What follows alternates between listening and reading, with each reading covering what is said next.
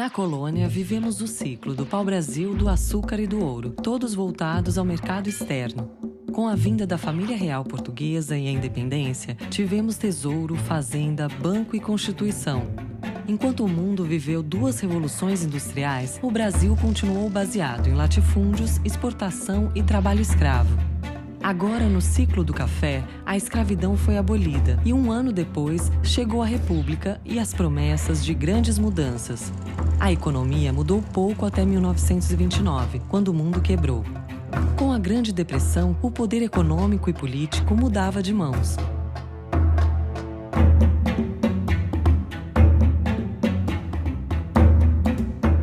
Em 29, explode a crise de 29, a crise do capitalismo mundial. Que foi provocada pela quebra da Bolsa de Nova York. A crise de 29 foi uma tragédia. Começa a Grande Depressão. A depressão dos anos 30 foi terrível. Pegou o Brasil em cheio. A Revolução de 30, no fundo, está ligada a esse processo. Getúlio veio do Sul cavalgando e assumiu o poder. A economia brasileira ainda dependia muito das exportações do café e das exportações de produtos primários. Getúlio reagiu à crise de 30 com uma política de comprar o café, queimar o café. Para manter o preço no exterior e ganhar rendas exteriores. Se a capacidade para importar cai muito, de um lado você tem uma crise de abastecimento, claro, né? E de outro, abrem-se oportunidades fantásticas. Abriu a oportunidade de fazer no Brasil a indústria substitutiva de importação. Substituir importações por produção no país. A Revolução Industrial Brasileira realmente começa em 1930 e vai de 1930 a 1980. O Brasil se recuperou mais depressa do que muitos países. Em 1933, a indústria já é maior que a agricultura no PIB brasileiro. Mas o mundo ainda vivia a chamada Grande Depressão. A visão da época do governo é de que isso fazia parte do processo de ajuste. No longo prazo, a economia acabaria se ajustando. Keynes é aquele que verbaliza: a longo prazo estaremos todos mortos. Então, é a hora de o Estado intervir. E o presidente Franklin Roosevelt interveio na economia apenas em 33. Foi o New Deal. O New Deal era uma forte intervenção do Estado na economia, com investimentos do Estado em obras de infraestrutura, de transporte, de navegação, enfim, e isso impulsionaria a economia. À custa de programas de obras públicas só para gerar emprego para as pessoas. No mundo inteiro, cresce o Estado, porque se percebe que o gasto público é essencial para tirar os países da depressão. Na altura de 1933, 34, você já começa a ter recuperação no primeiro mundo, mas à custa de rearmamento. O mundo parece embriagado com essa máquina de empregar as pessoas, criando os instrumentos para sua própria destruição. A Europa inteira estava caminhando para governos de cunho centralista e até autoritário. Junto com a morte anunciada para muitos da economia de mercado, desaparece também a democracia, destacadamente na Alemanha.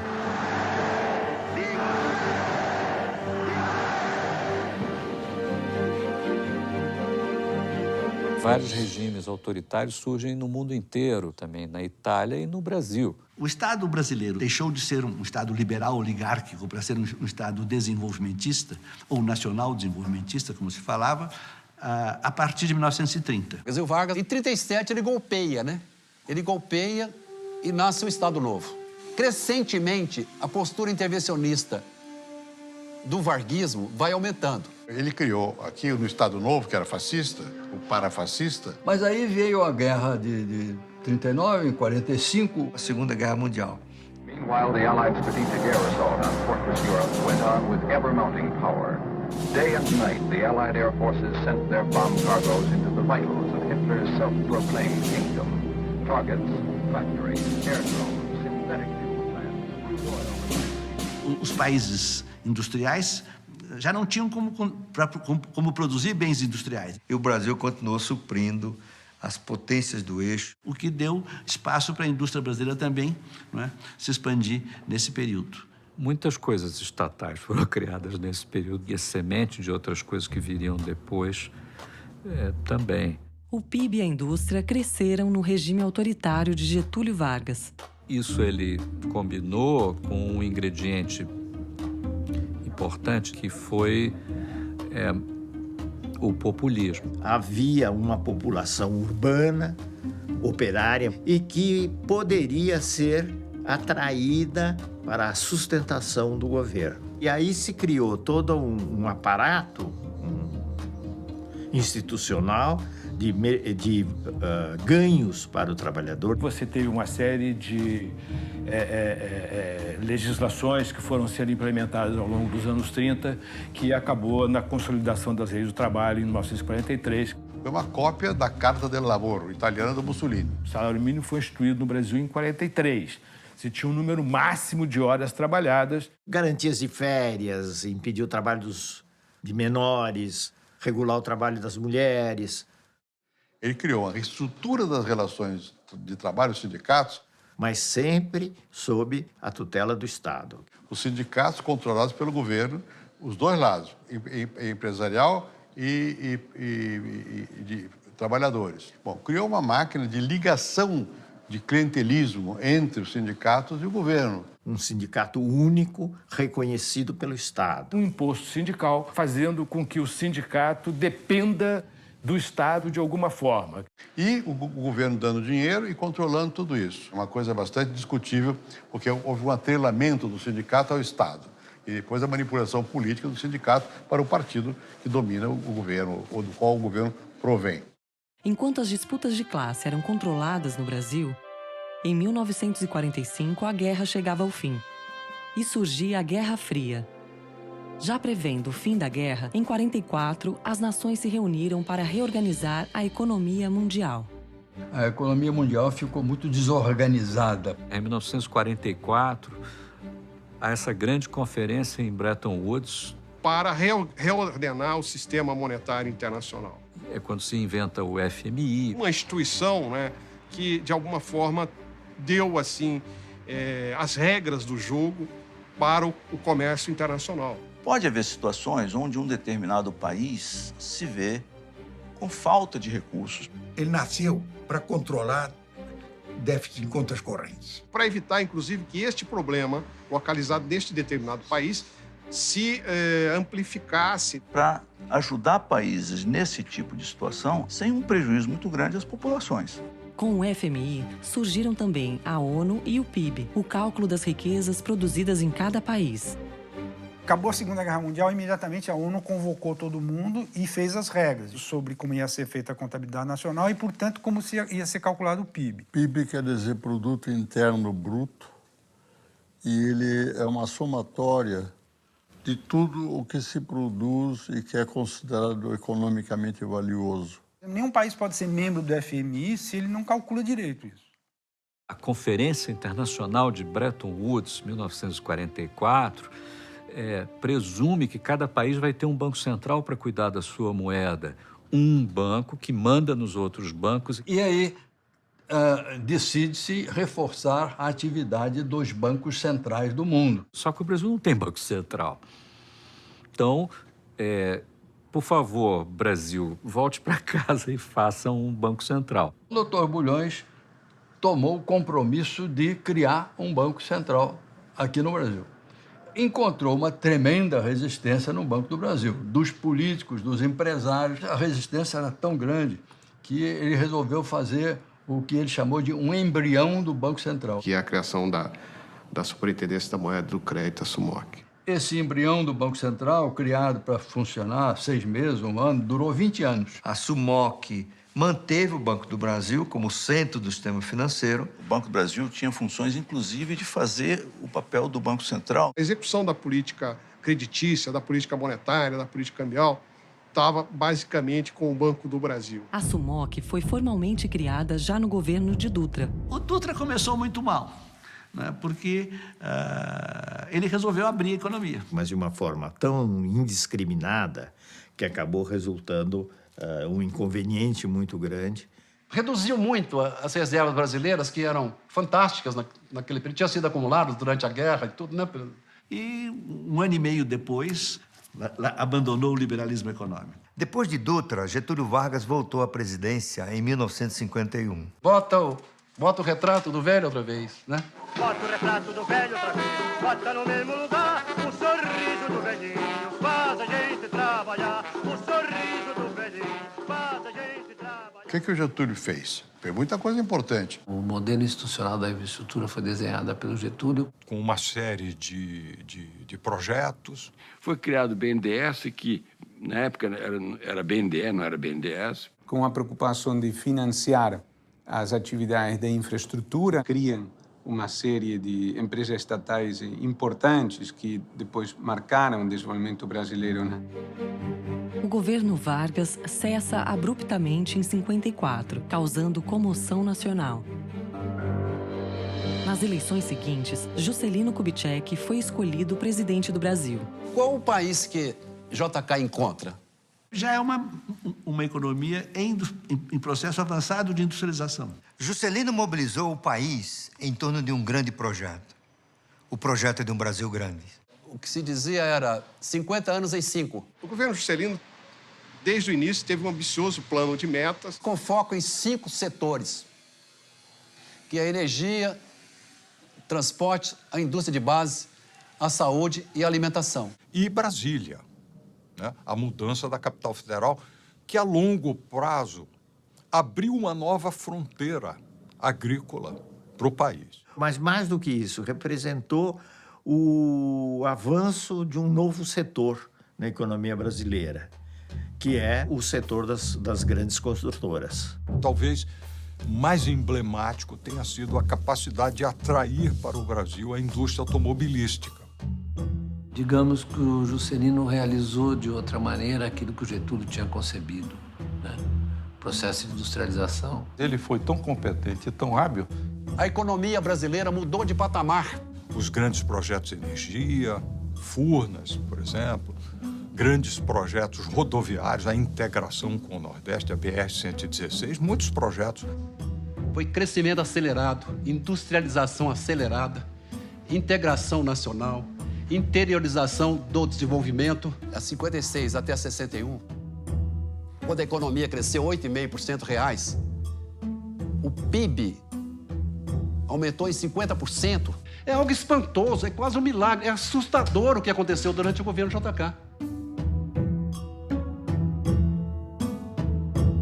O governo Juscelino tem uma imagem histórica açucarada. Tudo deu certo, inovação na música, otimismo. O florescimento das artes no período JK. O bicampeonato de 58 e 62, quando, nas palavras de Nelson Rodrigues, o Brasil abandona o chamado Complexo de Vira-Latas. O período ficou conhecido como Anos Dourados. Os Anos Dourados eram também o início da era espacial no mundo. E no Brasil, marcava o início de graves problemas.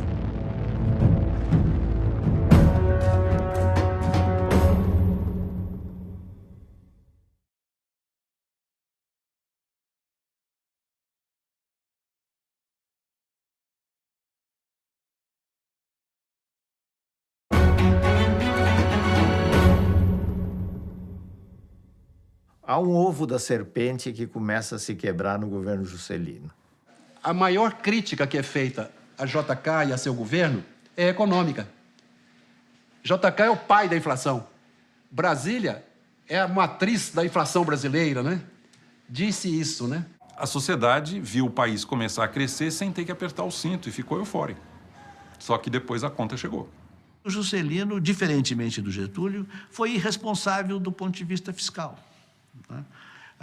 Ele resolveu construir Brasília e não tinha dinheiro para isso. Ele deixou uma herança de uma conta muito grande a ser paga. A inflação ficou muito assanhada mesmo. Uma das forças que impulsionam a inflação é a gastança excessiva do governo. Antes de 64, você aprovava às vezes 10, 11 vezes os gastos do que o orçamento podia suportar. Se ele gasta mais do que arrecada, então tem de recorrer a empréstimos ou então bota mais moeda em circulação. Ele emitiu para valer. O que significa, olhando do lado da moeda, significa inflação. Mas a inflação ainda não era vista como um grande problema. Quando a inflação chegou a 2 dígitos, nos anos 40, começaram a ter as teorias que a inflação era indutora do crescimento econômico. Era o debate entre estabilidade e crescimento. Parecia que para crescer tinha que continuar volátil, instável e em crise, né? E que estabilidade ia levar à estagnação. Ao combater a inflação, você tomaria medidas que produziriam uma redução do crescimento, como uma redução do gasto público ou uma elevação da taxa de juros, e que isso aí eram medidas recessivas. Muita gente acreditou nessa lorota. A inflação que é uma maneira pela qual você vai tirando o valor de quem tem a moeda nas mãos. Cada unidade monetária que você tem na mão, cada vez compra menos. A inflação é um imposto sobre o pobre. É colocar a mão no bolso de cada cidadão brasileiro, corroendo o poder de compra da renda dos brasileiros. Então, o governo, na verdade, com a inflação, retira o poder aquisitivo da população, se apropria dele de uma forma traiçoeira. Inflation was a kind of tax on everybody that took away savings, but it wasn't one that was voted on by the public. Alguém que diga que o imposto sobre o pobre deve ser a base do progresso de uma nação é um pervertido, entendeu? Devia estar preso. A conta foi entregue a Jânio Quadros, que achou mais urgente proibir maiôs nos concursos de Miss, biquínis nas praias e o lança-perfume nos bailes de carnaval. O Brasil estava vivendo desequilíbrio fiscal e crise inflacionária. Setor externo desarrumado, balanço de pagamento desequilibrado, a inflação em alta.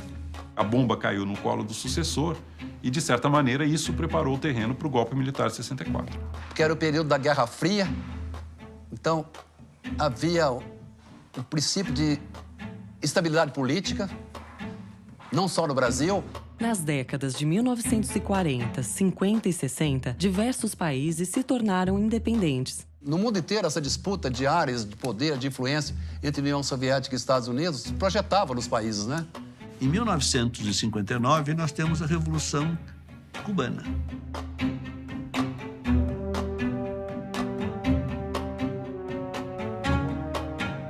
E isso vai apavorar os Estados Unidos e vai apavorar as elites brasileiras. Tancredo dizia que Jânio era um grande talento político e seria até um estadista se tivesse equilíbrio emocional.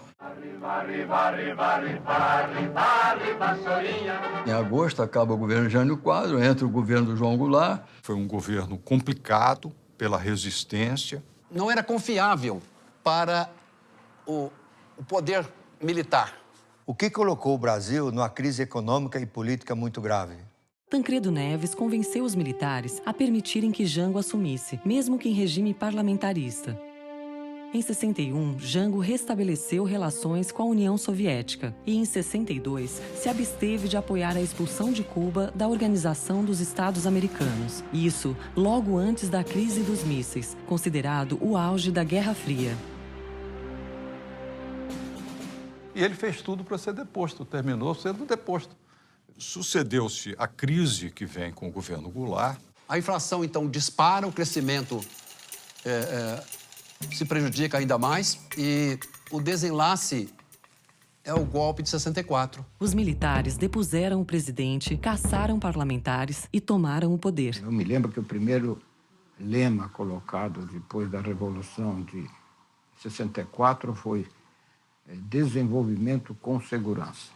O discurso era de uma intervenção corretiva. Tinha o pretexto do combate ao comunismo na política e o combate à inflação e à corrupção. Arrumar a casa, devolver o poder a quem o povo eleger, em 3 de outubro de 65. Tanto que o golpe foi apoiado por grande parte do empresariado, boa parte da classe média, do clero. As reformas vieram rapidamente. Eu não estou fazendo nem de longe a defesa do regime, mas teve um papel muito importante na estruturação de todo esse aparelho financeiro. Nesse período foram assentadas as bases do que seria um grande período de prosperidade para o país. É preciso reconhecer isso. O Brasil deve muito a dois cidadãos formidáveis, o Roberto de Oliveira Campos e o Otávio Gouveia de Bulhões. Entre 64 e 67, o Bulhões e o Campos recuperam a estabilidade macroeconômica do Brasil. Eles fizeram um trabalho extraordinário. É muito difícil você encontrar um setor da economia brasileira que não tenha sido modificado. Foi feito um grande ajustamento fiscal. Um combate severíssimo à inflação, ao déficit público, redução de despesas. Reforma tributária, a reforma monetária, a criação definitiva do Banco Central, até então era a Superintendência da Moeda e Crédito. O Banco Central foi criado em 1964. Em 1965, baixa a lei do mercado de capitais. Eu acho que tivemos uma primeira reforma bancária. E aí os bancos um pouco maiores começaram a ter mais condições de financiar empresas e começaram a se expandir mais, ocupando o território nacional. Enfim, uma série de inovações que foram muito importantes. E é interessante que todas essas reformas foram feitas num período curto, de apenas 2 anos e meio. Em vez de devolver o poder aos civis em 65, como prometido, os militares foram reduzindo as liberdades políticas e civis, até que o regime passou a torturar presos políticos e censurar a imprensa. Mas a economia crescia e a inflação caía.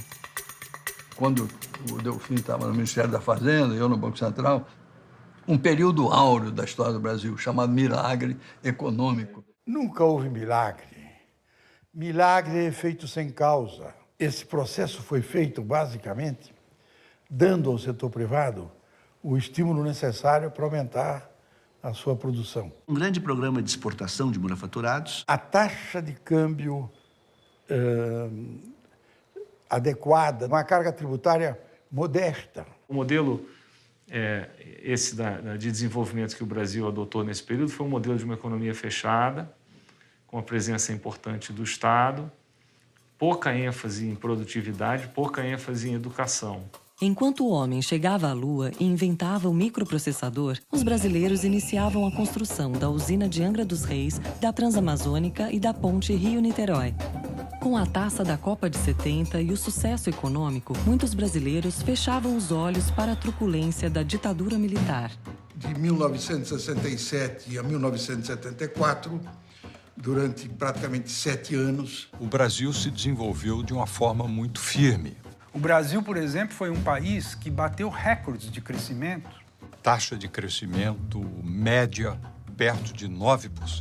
Nós chegamos a crescer 14% num ano, em 1973. Um negócio fantástico. Entre 1930 e 1980, o Brasil foi o país que mais cresceu no mundo. O Brasil crescia mais do que o Japão, que os países da Europa, com tudo em ordem, pouca inflação. Com inflação declinante e sem problema no balanço de pagamentos. A taxa de inflação caiu, em 74 andou em torno de 12%, 13%, 14%, por aí. A inflação caiu, mas ela nunca voltou a um dígito. Esse crescimento trouxe o Brasil a mais ou menos 1/4 da renda per capita americana. A classe média teve um primeiro grande salto. Não significa que alguém foi prejudicado. O bolo cresceu para todos, com mais fermento nos segmentos mais ricos. Significa que uns melhoraram, ou todos melhoraram, mas alguns melhoraram mais do que outros. A gente deu muita ênfase a investimento em capital físico. Pouca ênfase em produtividade, pouca ênfase em educação. Você não tem aumento da presença da criança da escola durante o período do milagre. A ditadura mesmo significou no Brasil desenvolvimento econômico sem desenvolvimento social. Eu não vou nem falar da ditadura, mesmo antes. Né? Por exemplo, quando você decide que é mais importante você criar um monopólio do petróleo do que investir em educação, você está dando um exemplo típico de que não há uma consciência realmente. Isso gerou um país com uma distribuição de renda extremamente desigual. Isso foi tudo feito num ambiente de descaso absoluto com a questão da desigualdade. A desigualdade aumentava e as liberdades diminuíam, enquanto o sonho de ser grande se concretizava. Mas a economia também estava prestes a ruir.